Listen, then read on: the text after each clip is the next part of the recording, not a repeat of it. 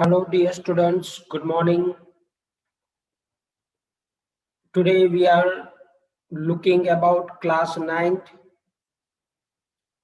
the poetry section. That is what we were looking about. In the poetry section, up to now we have completed poem number 1 to 8. हमने अब तक poem 1 से लेकर 8 तक की poems complete की है और आज हम पोएम नंबर 9 की बात कर रहे हैं जिसका टाइटल है the snake trying by W.E. Ross. This is the name of the poet and poem. Now dear student, जिस रिवीजन प्रोसेस की मैं बात कर रहा हूं उसके अंदर हम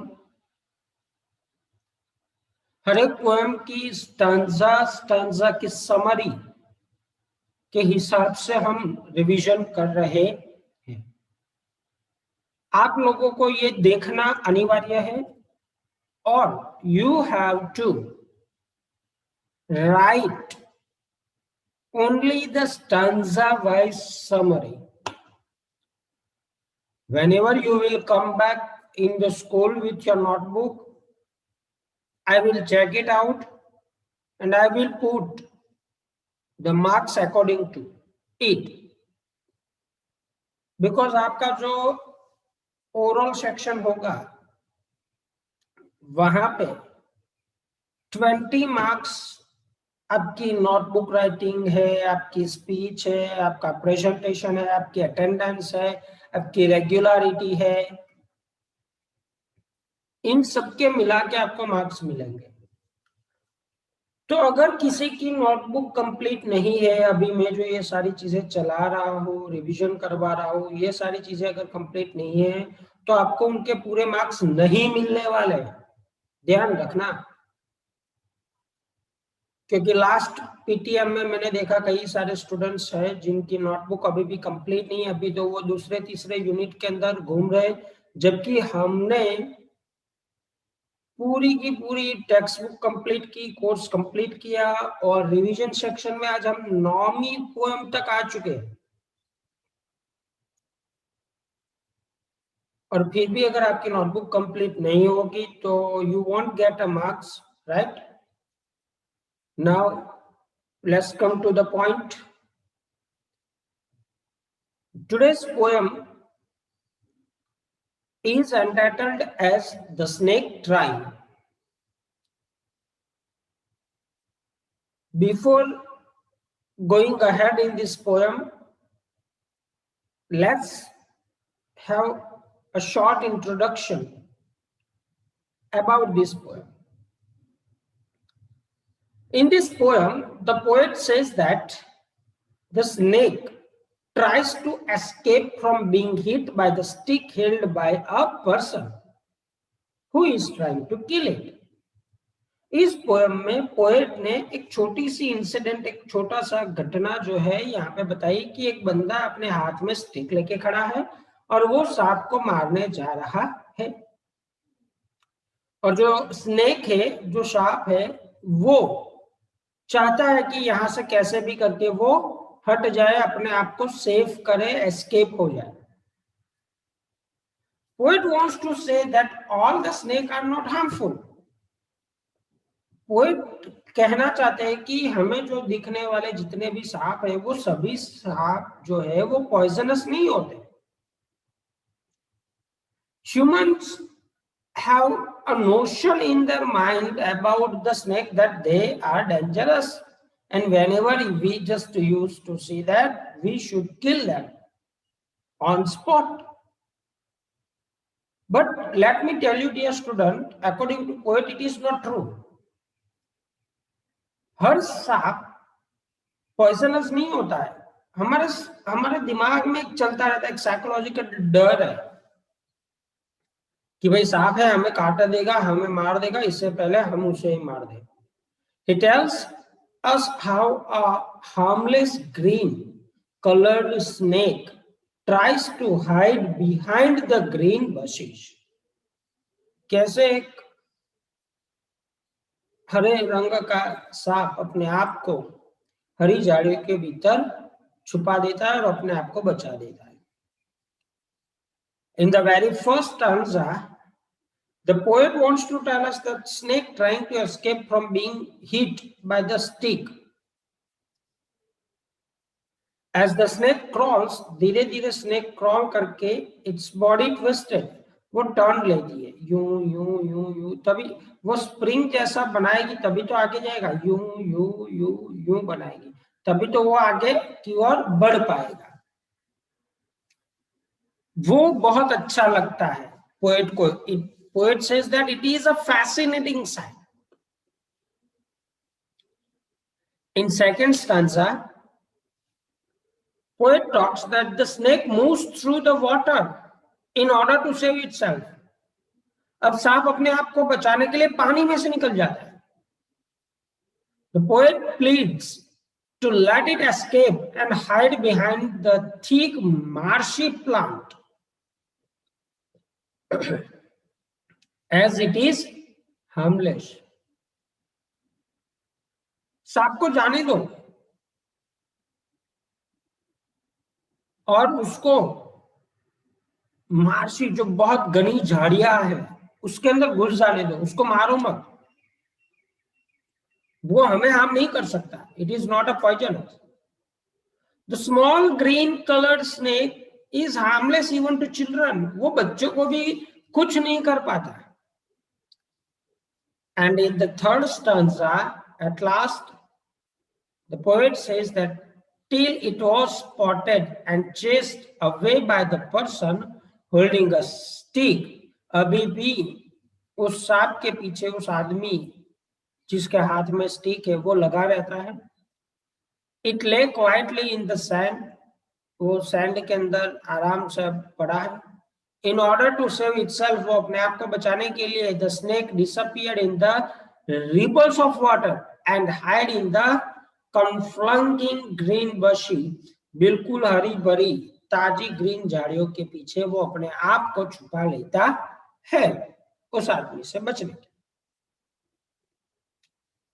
डियर स्टूडेंट, इस पोएम के अंदर कौन कौन से लिटरेरी डिवाइसेस यूज की गई है, तो उसमें सबसे पहले हम बात करेंगे ट्रांसफर्ड एपिथेट.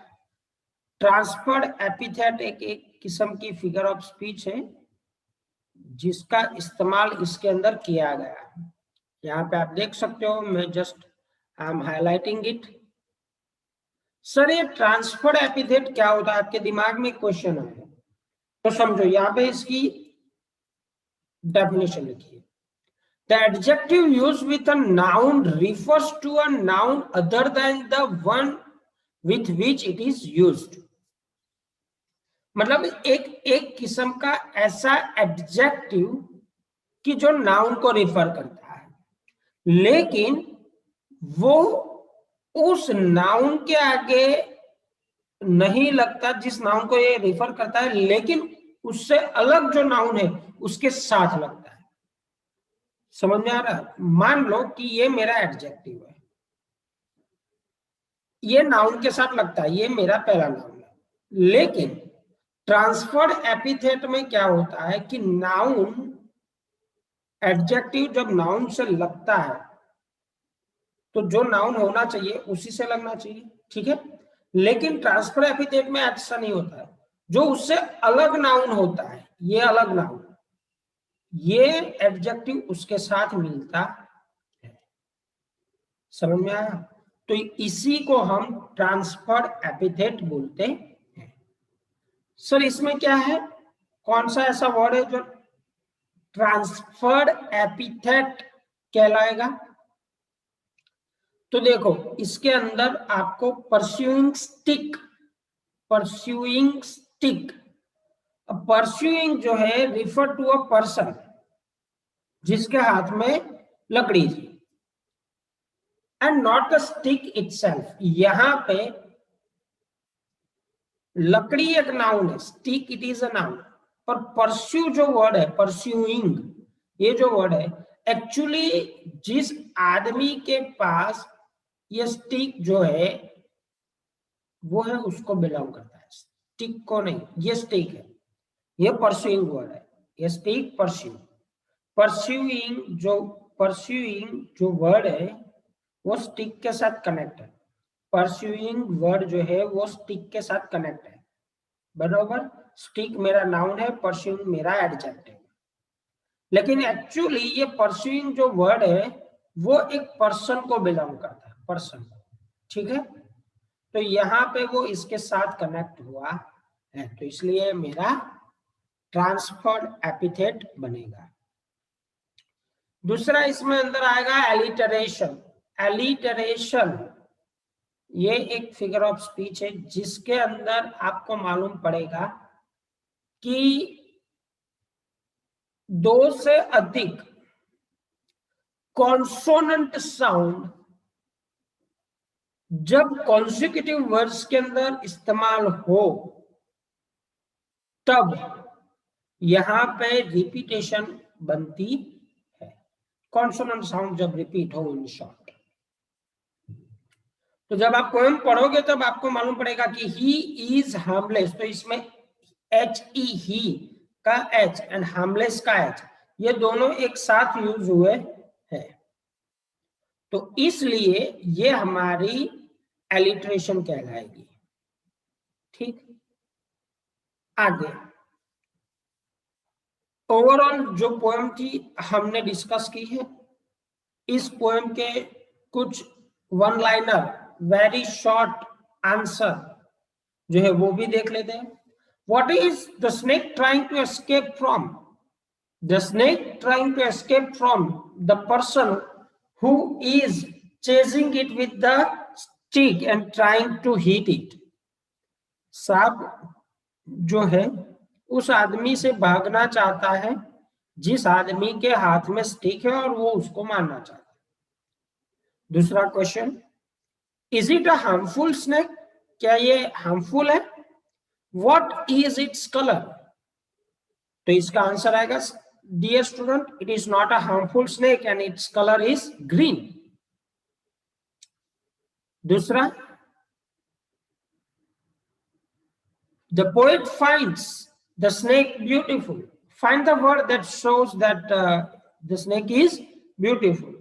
तो आप इसके अंदर दो वर्ड आपको मालूम पड़ेगा, beautiful and graceful. These are the words used for the snake which shows that it is beautiful. चौथा question, what does the poet wish for the snake? Poet क्या चाहते हैं स्नेक के बारे में? Poet wishes that the snake saves itself. Poet चाहते हैं कि सांप अपने आप को बचा ले। The poet wishes that the snake saves itself. और जो आखिरी क्वेश्चन है वो क्या है? Where was the snake before anyone saw it and chased it away? जब सांप को किसी ने नहीं देखा था और उसका किसी ने पीछा नहीं किया था, उससे पहले सांप कहाँ था? What does the snake disappear? Where does the snake disappear? और सांप बाद में कहाँ पे disappear हो जाता है? Before it was seen, it was lying in the sand. जब किसी को दिखा सांप उससे पहले वो सैंड पे पड़ा था, किसी को भी हार्म नहीं कर रहा था, चुपचाप पड़ा था। और वो ही सांप जब उसका पीछा होने लगता है तब मैर्सी प्लांट्स के पीछे चला जाता है। I hope dear student this will help you to understand the poem better. And मैंने आपको वन लाइनर क्वेश्चन आंसर भी दे दिए, तो ये आपको हेल्पफुल भी रहेगा जब पोएम में से मैं आपकी रेफरेंस बुक के अलावा डायरेक्टली कोई क्वेश्चन पूछूं तो ये आपको आ जाने चाहिए। ठीक है, stay home, stay safe and keep preparing for the upcoming examinations. Thank you very much.